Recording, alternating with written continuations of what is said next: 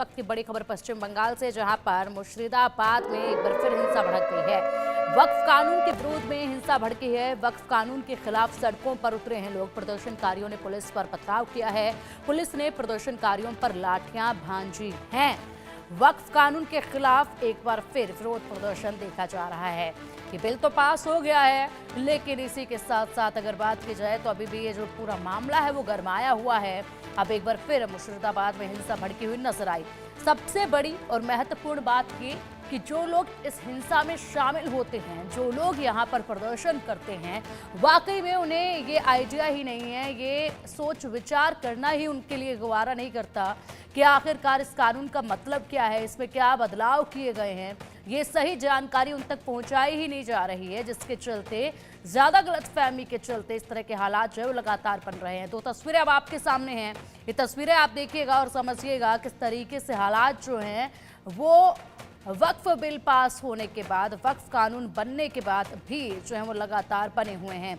ये बसें जो आग के हवाले की गई और ये सड़कें जिस पर आप पत्थर और तमाम जो चीज़ें हैं वो देख पा रहे हैं, इसी से समझा जा सकता है हालात अभी भी काफ़ी गंभीर हैं। जो तोड़फोड़ ये की गई है वाहनों में, देखिए ये सड़कें जिन पर तोड़फोड़ की गई और बसें जिनको जलाया गया, आग के हवाले किया गया और संपत्तियों को नुकसान पहुंचाया गया। सड़कों पर लोग यहाँ पर जिस तरीके से उठे, खड़े हुए और उसके बाद सीधा एक सुर में यहाँ पर इस कानून का विरोध करना शुरू कर दिया। बहुत सी भीड़ ऐसी नजर आई जिसमें जाकर पत्रकारों ने बात भी की कि जरा बताइए कि इस कानून में क्या बदलाव किया गया है। तो ये लोग ये बता तक नहीं पा रहे हैं कि आखिरकार बदलाव किया क्या गया है, क्योंकि पूरी और सही जानकारी इन तक पहुंचाई नहीं गई है, गलत जानकारी इन तक दी गई है, जिसके चलते आक्रोश ये देखा जा रहा है। अधिक जानकारी के लिए हमारे सहयोगी रैनिक दत्ता हमारे साथ जुड़ गए। रैनिक, मुर्शिदाबाद में एक बार फिर हिंसा भड़की। तस्वीरें वाकई में चिंताजनक हैं जो सामने आ रही हैं। बसों को आग के हवाले कर दिया गया, तमाम वाहनों को आग के हवाले किया गया, तोड़फोड़ की गई है, पूरे इलाके को छावनी में तब्दील कर दिया गया है। बिल पास हुआ, कानून बना और उसके बाद भी हालात जो है वो सामान्य होने का नाम नहीं ले रहे हैं। कहां पर चूक हो रही है, किस तरीके से लोगों को बरगलाया जा रहा है?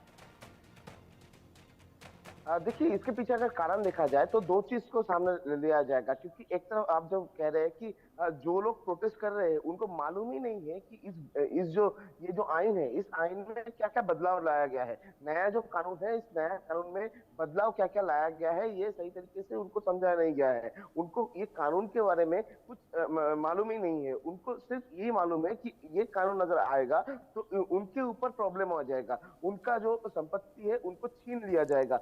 लगातार उनकी तरफ से एक ही जो लोग प्रोटेस्ट कर रहे हैं उनकी तरफ से एक ही बात कहा जा रहा है कि सरकार की तरफ से उनका जो संपत्ति ये छीनने का कोशिश किया जा रहा है, सेंट्रल गवर्नमेंट संपत्ति छीनने का कोशिश किया जा रहा है। इस तरीके का मेंटेलिटी तैयार हो रहा है ये प्रोटेस्टर का। और दूसरी तरफ अगर देखा जाए तो इसके पीछे जिम्मेदार होगा भड़काऊ बयान, क्योंकि इसके पहले भी देखा गया था कि कोलकाता से बहुत सारे प्रोटेस्ट से बहुत सारे भड़काऊ बयान सामने आया था। मगर अगर काल का बात किया जाए, कल मुर्शिदाबाद में जिस तरीके से हिंसा का घटना भड़का था, जिस कारण में रेल ट्रैक के ऊपर भी प्रोटेस्ट करने लगे थे, उसके कारण में 5 ट्रेन को डिले करना पड़ा था। इस तरीके का जो प्रोटेस्ट हुआ, इसके पीछे कारण क्या है अगर देखा जाए तो कल के अगले दिन यानी परसों दिन कोलकाता में जो प्रोटेस्ट हुआ था, जो वक्फ बिल का विरोध में जो प्रोटेस्ट किया गया था, उस विरोध में पश्चिम बंगाल के एक मंत्री की तरफ से जो बयान दिया गया था, वो बयान भी भड़काऊ बयान था। उनकी तरफ से स्पष्ट कहा गया था कि पहले पश्चिम बंगाल का जो जिला है उसको टाइट किया जाए, उसके बाद कोलकाता को देखेंगे। कोलकाता को 50 जगह में 10,000 के ऊपर लोग पूरा रास्ता रोक के बैठ जाएंगे। इस तरीके का जो भड़काऊ बयान, ये बयान भी दिया गया था। अगर एक मंत्री की तरफ से इस तरीके का बयान दिया जाएगा तो राज्य का जो लोग है उनकी तरफ से तो इस तरीके का हरकत किया ही जा सकता है, क्योंकि एक तरफ जब सरकार ठीक है, को जरूरी रैनिक आएंगे आपके पास। फिलहाल कुछ प्रतिक्रियाएं सामने आ रही है, एक बार वो सुन लेते हैं, उसके बाद चर्चा आपसे लगातार जारी रखेंगे। ये तो कहता है वो लोग दुलाल साहा। क्या हुआ आपका दुकान? देखा जा रहा है कि पूरी तरह से तोड़ दिया गया है। पूरी तरह तोड़ दिया है, उधर तो जला भी दिया है, इधर बाइक वाइक जो भी था सब जला दिया है। इधर जो पार्क था एसएमआर है लॉज, ये भी तोड़ दिया है। इधर मेरा मामा का दुकान है, और भी पुराना डायमंड जो है वहाँ पे मामा का दुकान है, उधर भी तोड़ फोड़ दिया है। बहुत जो दुकान में जो सामान था वो सब लेके चला गया है। आग भी लगा दिया है दुकान में, जो भी था दुकान में सब तोड़ फोड़ दिया है। मतलब ऐसा परिस्थिति होगा आप तो सोचे थे? नहीं सोचे, रात को पूरा सोए नहीं हम लोग, रात को पूरा सोए नहीं हम लोग, रात को पूरा बैठा था ऐसे डर के। पुलिस के पास से अभी तक आप लोग के पास कोई पुलिस जब यहाँ पे जब हो रहा था, ना कोई पुलिस था, ना कोई सीएसएफ था, ना कोई पुलिस कुछ नहीं था। वो लोग तो खुद भाग रहा था। जब पुलिस थाने में जो अटैक हुआ था, वो लोग तो खुद भाग रहा था। यहाँ पे जो डीएम पे अटैक हुआ था, डीएम पे सर फोड़ दिया, डीएम का भी, उसका भी अटैक हुआ था उस पर। क्या चाहते हैं? देखते हैं सरकार क्या करते हैं। अभी जो नुकसान होता है उससे भरपाई करता है या नहीं, अगर करेगा तो ठीक है, नहीं तो ऐसा ही। आपका नाम? प्रसन्नजीत शाह।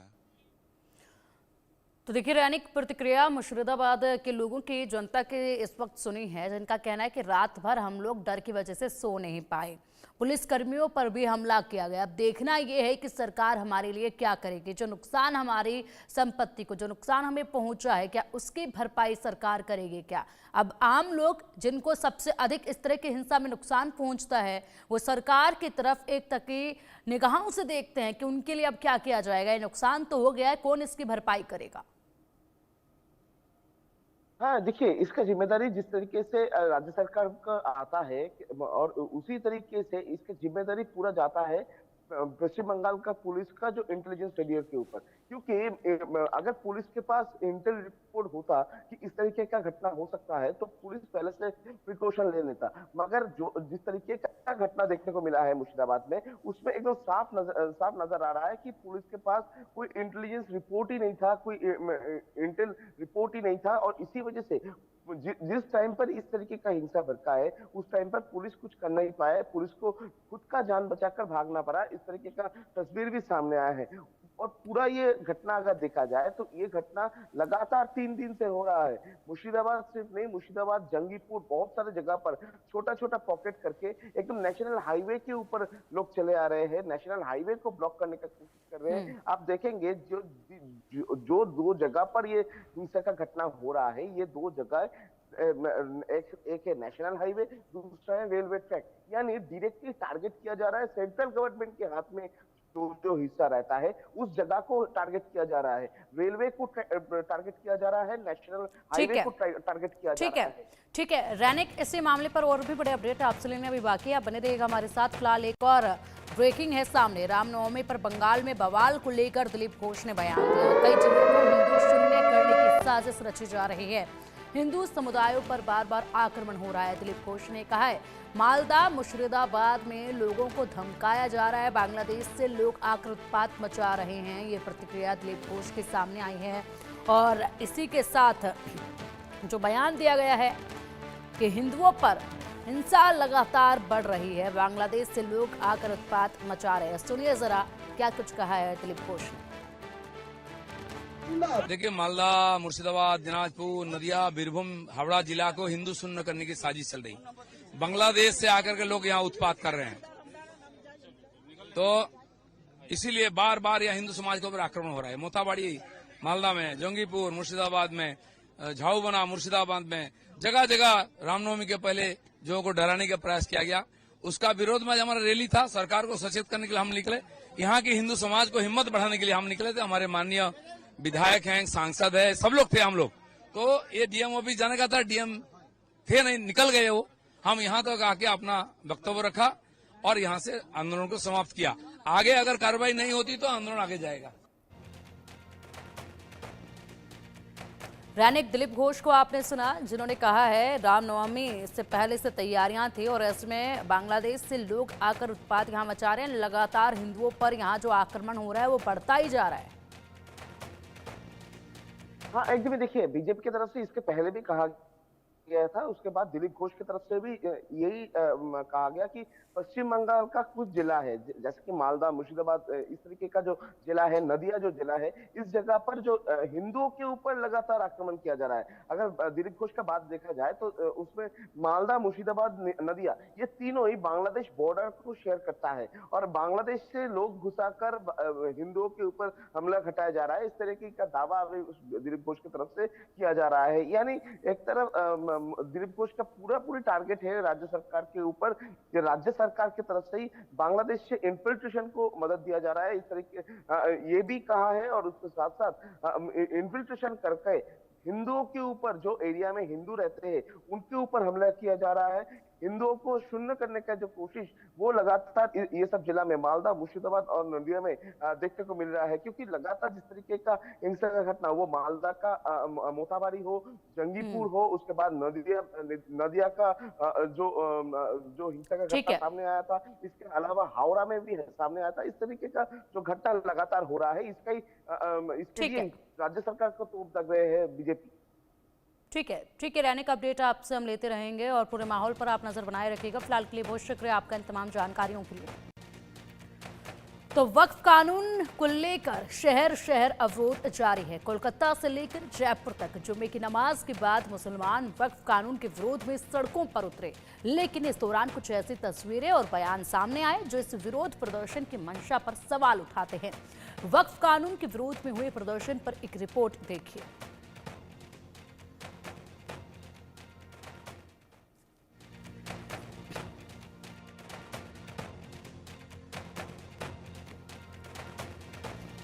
और रिपोर्ट देखने से पहले ये तस्वीरें आप देखिए। ये तस्वीरें देखकर आप पूरा ये माजरा समझ सकते हैं कि आखिरकार किस तरीके से वक्फ कानून को लेकर अभी भी बवाल जो है वो मचा हुआ है, जो थमने का नाम नहीं ले रहा है।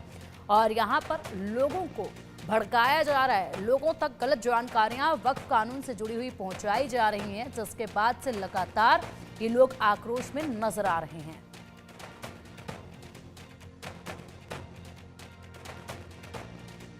ঠিক আছে।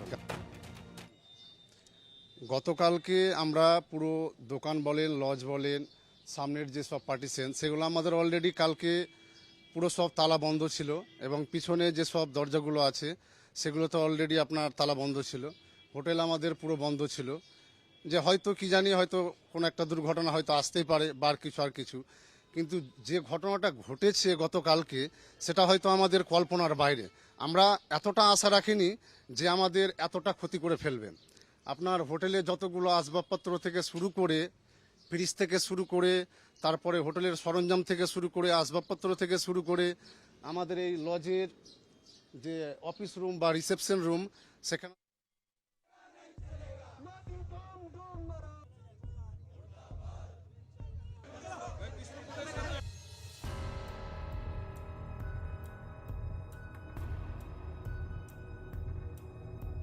वक्फ कानून का विरोध, शहर शहर क्यों अवरोध? किसने दिया गलत ज्ञान, कैसे मानेंगे भाईजान? बस से उतरवाया भगवा झंडा, किसका था एजेंडा? वक्फ पर घमासान, भगवा से डरे भाईजान। जुमे की नमाज के बाद शहर शहर विरोध का बवंडर उठा। पश्चिम बंगाल की राजधानी कोलकाता में नमाज के बाद बड़ी संख्या में मुसलमानों ने हाथों में तख्ती लेकर वक्फ कानून का विरोध किया। उत्तर प्रदेश की राजधानी लखनऊ में all India Muslim personal law board के आह्वान पर मुसलमानों ने वक्फ कानून के विरोध में काली पट्टी बांधकर प्रदर्शन किया। महाराष्ट्र की राजधानी मुंबई में AIMIM के नेताओं और कार्यकर्ताओं ने वक्फ कानून को लेकर विरोध जताया। राजस्थान की राजधानी जयपुर में भी AIMIM के कार्यकर्ता सड़कों पर उतरे, वक्फ कानून के खिलाफ हल्ला बोल दिया।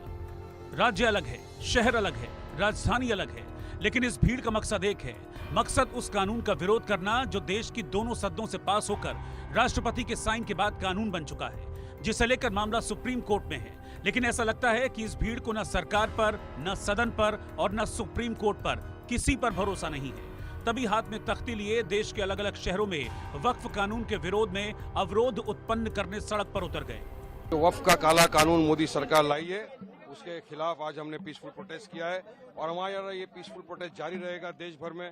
मैटर सुप्रीम कोर्ट में पेंडिंग है, 16 को सुनवाई होने वाली है, लेकिन हमको संविधान ने अधिकार दिया है कि हम कानून अगर नहीं मानते, काला कानून है, ये मुसलमानों के राइट टू प्रैक्टिस रिलीजन में इंटरफेरेंस है, यह संवैधानिक है, संविधान का गला घोटा जा रहा है मोदी सरकार द्वारा। तो हम चाहते हैं कि फौरी तौर से ये कानून वापस लिया जाए।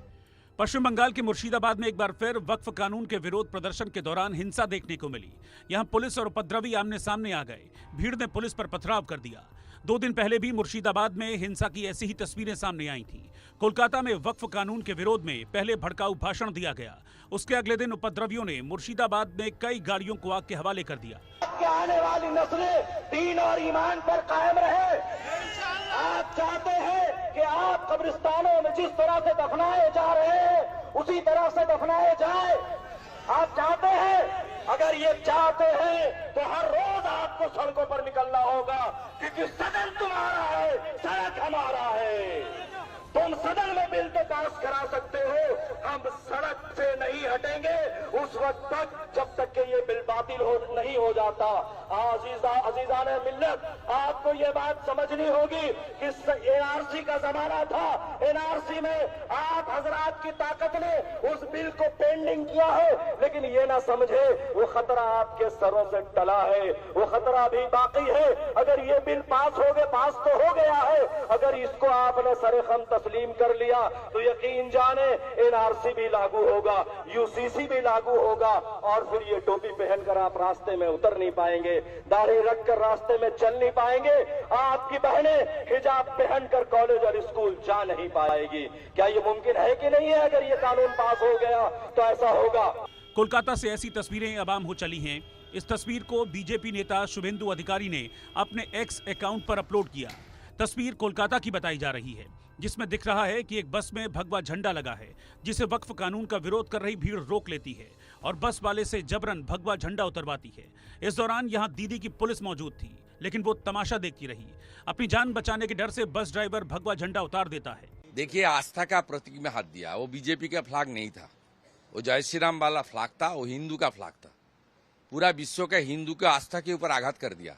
कहाँ आघात किया? कलकत्ता, जहाँ भगवा लगा के स्वामी विवेकानंद ने 1893 में शिकागो में हमारे हिंदू समाज और देश को बहुत ऊंचा पर ले गया।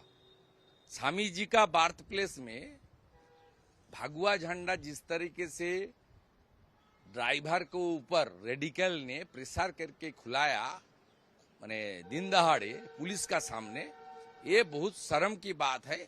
अब सवाल यह है कि यह विरोध वक्फ कानून का था या भगवा झंडे का।